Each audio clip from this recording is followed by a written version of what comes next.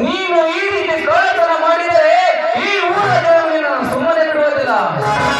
ನೀನು ಈ ಕಲಿಯುಗದ ಕುಂಚದ ಕಾರಣನಾಗಬೇಕೆಂಬ ಛಲವನ್ನು ಗಳಿಸಿದರೆ ಅದಕ್ಕೆ ತಕ್ಕ ಸಹಾಯ ನಾನು ಮಾಡುತ್ತೇನೆ. ನೀವು ನನ್ನ ಹಾಗೆ ಒಬ್ಬ ದೊಡ್ಡ ಕಳ್ಳ ಇರಲಿಲ್ಲ.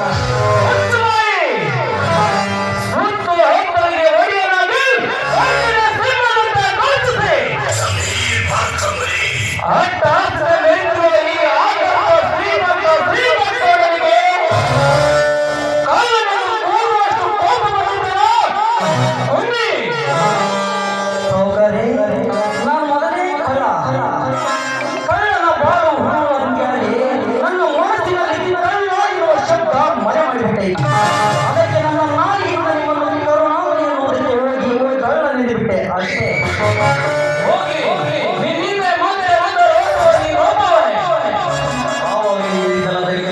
ಯಾರು ಇಲ್ಲ ಅಂತ ನಾನು ಎಲ್ಲಿ ಹುಟ್ಟಿದೆ ಎಲ್ಲಿ ಬೆಳೆದೆ ಅದು ಯಾವುದು ನನಗೆ ಗೊತ್ತಿಲ್ಲ. ಸರಿಯಾಗಾದ್ರೆ ನೀನು ನನ್ನಲ್ಲಿ ಕೆಲಸ ಮಾಡುವಿಯಾ? ಯಾವ ಕೆಲಸ?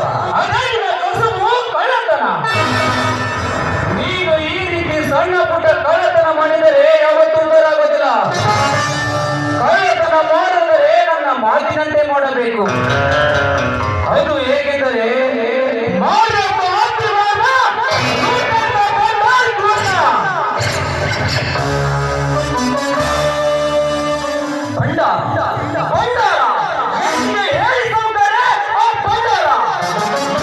ಲೂಟಿ ಮಾಡಿ ಬರುತ್ತೇನೆ ನೀವು ಕಂಡ ಆ ಭಂಡಾರದ ಅರಮನೆಯನ್ನು. ಶಾಂತಿ ಶಾಂತಿ ತುರುಕು ಮಾನವನಿಗೆ ಮಹಾ ಕೆಲವು ನೋಡು ಕರಿಯ ಇನ್ನು ಮೇಲೆ ಕಟ್ಟು ತಂದ ಹಣವೆಲ್ಲ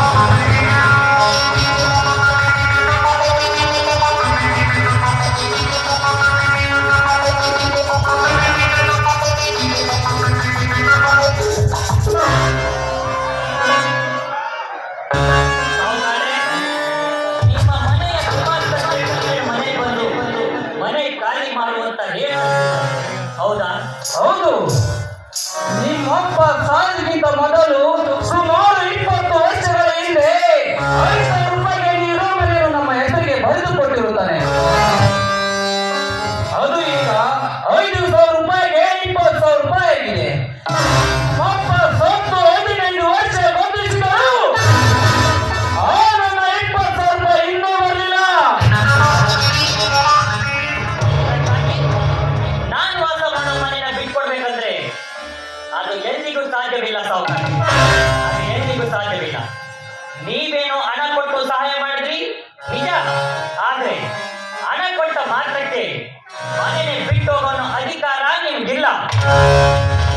ಒಂದು ಹೊತ್ತಿನ ತುತ್ತನ್ನಕ್ಕೂ ಗತಿಯಿಲ್ಲದ ಸಮಯದಲ್ಲಿ ಬಂದು ಸಹಾಯ ಮಾಡಿ ಸಾವುಕಾರನು ಕಾಲಿಗೆ ಬಿದ್ದು ಸಾಲ ಕೇಳಿದ, ಸಾಲ ಕೊಟ್ಟೆ. ಕೊಟ್ಟ ಸಾಲ ಕೇಳುವ ಅಧಿಕಾರವಿಲ್ಲವೇನೋ? ಉನ್ನಿ, ನಾನು ಸಾವುಕಾರ. ನಾಲಿಗೆ ಬಿಸಿ ಹಿಡಿದು ಮಾತಾಡು. ಸಾಲ ಕೊಟ್ಟ ಮಾತ್ರಕ್ಕೆ ಬಾಯಿ ಬಂದಾಗ ಏನಾದ್ರು ಮಾತಾಡಿದ್ರೆ ಬಾಯಲ್ಲಿರುವ ನಾಲಿಗೆಗೆ ತೀರ್ಬೇಕಾಗುತ್ತೆ. ನನ್ನ ಮನೆಗೆ ಬಂದು ನನಗೆ ಎಚ್ಚರಿಕೆ ಕೊಡುವಷ್ಟು ಕೋಪ ಬಂದಿದೆ ನಿನಗೆ. ತಂದೆ ಮಾಡಿದ ಸಾಲ ಕೇಳಿದರೆ ಒಂದು ತಿನ್ನುವಂತೆ ನೋಡ್ತೇನೋ ಮತ್ತೆ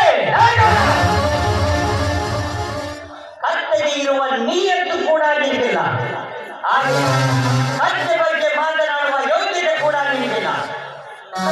ಇರುವ ಕಡು ಬಡವರನ್ನು ನಿನ್ನ ಕೈಗೊಂಬೆಯಂತೆ ಕುಣಿಸಿ ಬಾಯಿಗೆ ಬಂದಷ್ಟು ಲೆಕ್ಕವನ್ನು ಹೊರಚಿ ಅವರ ರಕ್ತವನ್ನು ಹೀರುವ ರಾಕ್ಷಸನಿ. ಈಗ ನನಗೆ ಕತ್ತೆ ಎನ್ನುತ್ತೇನೋ ಕೊಡುಗ. ಬಡಬಿಕರಿ ತೀರ ಬಿಸಿ ರಕ್ತದ ಆವೇಶದ ಒತ್ತಡಕ್ಕೆ ಬೇಕು. ನಿನ್ನ ವೇಗಿದ ರೀತಿ ಮಾತನಾಡಬೇಡ. ಹೆಚ್ಚಿಗೆ ಮಾತನಾಡಿದರೆ ಹುಚ್ಚು ನಾಯಿಂದ ಒತ್ತು ಮಾಡಿಸಿ ಬಿಡುತ್ತದೆ ಅಂತ. ಇದೇ ನನ್ನ ಕೊನೆಯ ತೀರ್ಮಾನ. ಬಲೆ ಬಲೆ ಬಲೆ ಮೆಚ್ಚಿದೆ ಮೆಚ್ಚಿದೆ. ಈ ನಿನ್ನ ನಾಲಿಗೆಯಿಂದ ಹೊರಬಂದ ಎಚ್ಚರಿಕೆಯ ಮಾತು. ಅಂದು ನನ್ನ ಕಾಲಿಗೆ ಬಿದ್ದು ಕೊಡಲಿಯಿಂದ ಕಡಿಯಬೇಡ ಎಂದು ಅಂಗಲಾಚಿ ಬೇಡಿಕೊಂಡ ಹೇಳಿ ಇಂದು ನನಗೆ ಎಚ್ಚರಿಕೆ ಕೊಡಲು ಬಂದಿರುವೆಯೇನೋ ಕೊಲೆ ಮಾಡ್ತಾರೆ. ಈ ಕಪಟ ನಾಟಕದಲ್ಲಿ ನಾಯಕನಂತೆ ನಡೆಸುವ ನಿನ್ನನ್ನು ಕೊಂದಾಗಲೇ ನಾಟಕಕ್ಕೆ ಮುಕ್ತಾಯ. ಶ್ರೀಕಾಂತ್ ಗೌಡ, ಕಡು ಬಡವರ ಕಷ್ಟಕ್ಕೆ ನಾಂದಿ ನೀನಾಡಿದ. ನಿನ್ನ ಪಾಪ ತುಂಬಿದ ಜೀವನಕ್ಕೆ ಮಂಗಳನ ಈ ತೀರ ಆಗ್ತಾರೆ. ಈ ಶ್ರೀಕಾಂತ ಗೋಡನ್ನು ಕೊಲ್ಲಬೇಕಾದರೆ ಇನ್ನು 10 ಜನ ಕುಂತಿ ಬಂದರು ಸಾಧ್ಯವಿಲ್ಲ. ಸುತ್ತು ಹತ್ತುವ ದಾರಿಯಲ್ಲಿ ಈ ಶ್ರೀಕಾಂತ ಗೋಡನೇ ಸಾಕು. ಗಡಗಡಗಡಿಗೆ ನೆಲಕ್ಕೆ ಬೀಳುತ್ತಾರೆ ಬಡಗಾಲಿಗಳು. ಅದು ಇರಲಿ, ಈಗ ನನ್ನ ಹಣ ಎಂದು ಕೊಡ್ತೀಯ ಮೊದಲು ಹೇಳು. ಹಣ ಬೇಕಾ ಸಾವುಕಾರ? ನಿಮಗೆ ಹಣ ಕೊಡ್ತೀನಿ, ಆದರೆ ಕಳೆದು ಹೋಗಿರೋ ನನ್ನ ತಮ್ಮ ತಂಗಿ ಗೆಲ್ಲಿದ್ದಾರೆ ಹೇಳು. ಈಗಲೇ ನನ್ನ ತಮ್ಮ ತಂಗಿರನ್ನು ತಂದು ಒಪ್ಪಿಸು. ಇದೇ ನಿನ್ನ ಜಾಗದಲ್ಲಿ ನಿನ್ನ 20,000 ಕೊಟ್ಟು ದುಡಿಗೆ ಸೇರ್ತೇನೆ. ಆದರೆ ಎಲ್ಲಿಯವರೆಗೂ ನನ್ನ ಒಂದೆಡೆ 2 ಕುಡಿಗಳು ಸಿಗೋದಿಲ್ಲವೋ ಅಲ್ಲಿಯವರೆಗೂ ನಿನ್ನ ಹಣ ನಿನಗೆ ಸಿಗೋದಿಲ್ಲ. ಕುಡಿ.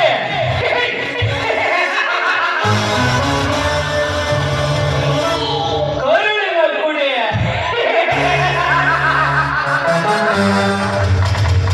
ಹರಿಯುವ ನದಿಯಲ್ಲಿ ಕುಡಿಯುವ ಹಾಲನ್ನು ಚೆಲ್ಲಿದರೆ ಮತ್ತೆ ಹಾಲನ್ನು ತುಂಬಿಕೊಳ್ಳಕ್ಕೆ ಬರುವುದೇ? ಅದರಂತೆ ಹರಿದು ಕಣ್ಣು ಎದುರಿನ ಹುಡಿಗಳನ್ನು ಹುಡುಕಿ ತರುವುದಕ್ಕೆ ಸಾಧ್ಯವೇ ಇಲ್ಲ. ಕಳೆದು ಹೋದವಂತೆ ಕಳೆದು ಹಾಗಂತ ನೀನು ಹೇಳ್ತಿದ್ದೆ ಅಷ್ಟೇ. ಆದರೆ ನನ್ನ ಅಂತರಾತ್ಮ ಏನಿದೆ ಬಂದೆ ಅವರು ಕಳೆದು ಕಣ್ಮರೆಯಾಗಿಲ್ಲ, ನಿನ್ನ ಬಂಧನದಿಂದಾಗಿದ್ದಾರೆ ಏನು. ಶ್ರೀಕಾಂತ್ ಗೌಡ, ಎಲ್ಲಿಯವರೆಗೂ ನೀನು ಬಾಯಿ ಬಿಡುವುದಿಲ್ಲೋ ಅಲ್ಲಿಯವರೆಗೂ ನಿನ್ನ ಹಣ ನಿನಗೆ ಸಿಗೋದಿಲ್ಲ.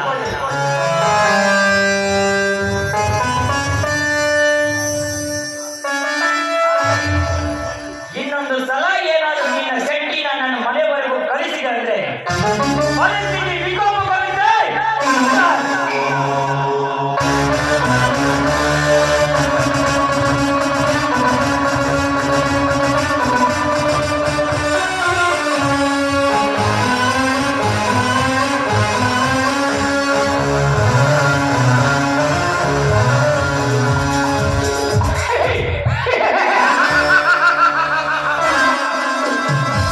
ಹೋಗು ಬಡವ